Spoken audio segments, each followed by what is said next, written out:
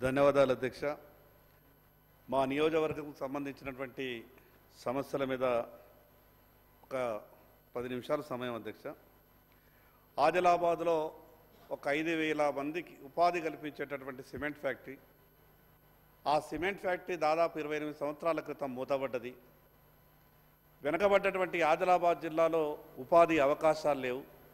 ఆ మూతబడ్డ సిమెంట్ ఫ్యాక్టరీని తెరిపియాలని మేము అనేక ప్రయత్నాలు చేసినా కూడా 1996లో సెంట్రల్ క్యాబినెట్ డిసిజన్ తీర్మానం చేసిన కారణంగా తిరిగి కేంద్రం దాన్ని తెరవలేకపోతున్నది.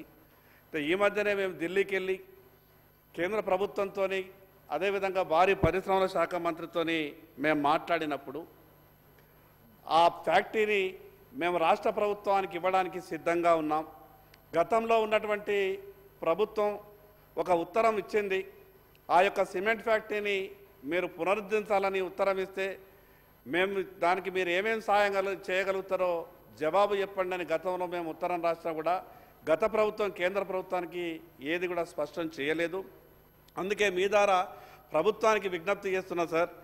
ఎందుకంటే వెనకబడ్డ ఆదిలాబాద్లో ఉపాధి అవకాశం లేదు కాబట్టి రాష్ట్ర ప్రభుత్వం కేంద్ర ప్రభుత్వం ఇస్తానని చెప్తున్నటువంటి ఆ యొక్క సిమెంట్ ఫ్యాక్టరీని తీసుకుంటే 5,000 మందికి అక్కడ ప్రత్యక్షంగా పరోక్షంగా ఉపాధి కలగడమే కాకుండా ప్రతి సంవత్సరం ప్రభుత్వానికి రాష్ట్ర ప్రభుత్వానికి 1,000 కోట్ల రూపాయల ఆదాయం కూడా వచ్చే అవకాశం ఉన్నది. కాబట్టి ఆ విషయం మీద ప్రభుత్వం దృష్టి పెట్టాలని విజ్ఞప్తి చేస్తున్నా సార్. ఇంకో విషయం, మా జిల్లాని వెనుకబడ్డ జిల్లా, చదువుల తల్లి మా జిల్లాలో ఉమ్మడి జిల్లాలో ఉన్నప్పటికీ ఉమ్మడి 9 జిల్లాలలో ప్రతి జిల్లాలో ఒక యూనివర్సిటీ ఉంది.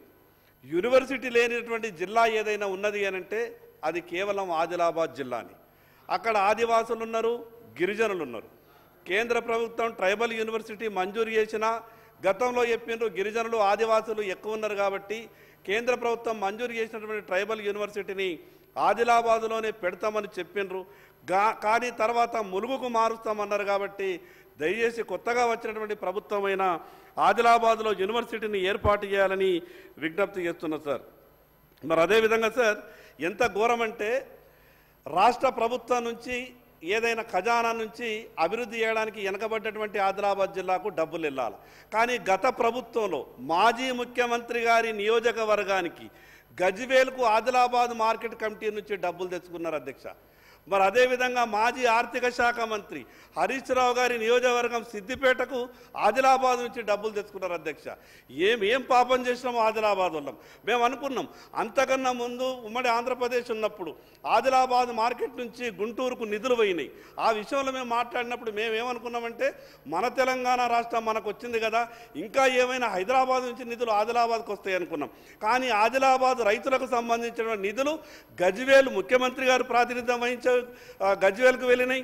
అదేవిధంగా హరీష్ రావు గారు మాజీ ఆర్థిక శాఖ మంత్రి వారి నియోజకవర్గంకి వెళ్ళినాయి. కాబట్టి వచ్చినటువంటి ఆ నిధులన్నీ ప్రభుత్వం వెంటనే ఆదిలాబాద్ మార్కెట్కు కేటాయించే విధంగా చర్యలు తీసుకోవాలని విజ్ఞప్తి చేస్తున్నా. ఇంకొక విషయం సార్, ఆదిలాబాద్లో ఇరిగేషన్ లేదు సార్. మొత్తం వెనుకబడ్డటువంటి ప్రాంతం. కోర్టా చెనాక్ అనే ప్రాజెక్టును అక్కడ నిర్మాణం చేసారు. కానీ ల్యాండ్ ఎక్వేషన్ 2.5 సంవత్సరాల నుండి ఏదైతే ల్యాండ్ ఎక్వేషన్కు కావాల్సినటువంటి డబ్బులు కావాలని ఆదిలాబాద్ ఉన్నటువంటి అధికారులు, ఇరిగేషన్ అధికారులు ఉత్తరాలు రాసినా కూడా ఇప్పటి వరకు సార్ నిధులు కేటాయించలేదు. దయచేసి ఆ కోటా చెనాక ప్రాజెక్టుకు సంబంధించినటువంటి ల్యాండ్ ఎక్వేషన్ నిధుల్ని వెంటనే కేటాయించాలి సార్. ఇంకొక ఘోరం సార్, గొల్ల కుర్మ సోదరులకు గొర్రెలిస్తామని గత ప్రభుత్వం 43,500 రూపాయల డీడీలు కట్టించుకున్నది. గొల్ల కుర్మ సోదరులు పాపం అప్పులు చేసి బాకీలు చేసి వడ్డీలకు తీసుకొచ్చి ఇచ్చి కట్టిండ్రు. ఆ కోట్ల రూపాయలు ప్రభుత్వం దగ్గరనే జమ చేసుకున్నారు. కానీ ఇప్పటి వరకు గొల్ల కుర్మ సోదరులకు గొర్రెలిగలేదు. దయచేసి కొత్తగా ప్రభుత్వం వచ్చినటువంటి ప్రభుత్వానికి మీ ద్వారా విజ్ఞప్తి చేస్తా ఉన్నాను. గత ప్రభుత్వం తీసుకున్నటువంటి 43,500 రూపాయలకు వడ్డీతో సహా గొల్ల కుర్మలకు చెల్లిస్తూ వాళ్లకు నగదు బదిలీ పథకాన్ని తొందరగా అమలు చేయాలని విజ్ఞప్తి చేస్తున్నా సార్. చివరిగా ఒక విషయం sir, Adilabad to Armoor via Nirmal కొత్తగా రైల్వే లైన్ కొరకు గత ప్రభుత్వం కేంద్ర ప్రభుత్వానికి ఒక ఉత్తరం ఇచ్చింది. 50% పార్ట్నర్షిప్లో మేము రాష్ట్ర ప్రభుత్వం భరించడానికి సిద్ధంగా ఉన్నాం, మీరు రైల్వే లైన్ మంజూరు చేయండి అని అంటే కేంద్ర ప్రభుత్వం రైల్వే లైన్ మంజూరు చేసింది సార్.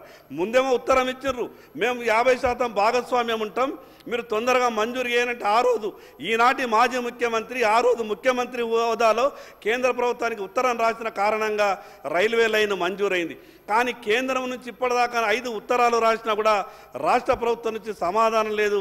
అందుకే కొత్తగా వచ్చినటువంటి ప్రభుత్వ పెద్దలకు కూడా విజ్ఞప్తి చేస్తున్నా, మీ ద్వారా ఈ ప్రభుత్వం ఆలోచన ఏమున్నదో తెలియజేయాల్సిందిగా విజ్ఞప్తి చేస్తున్నా.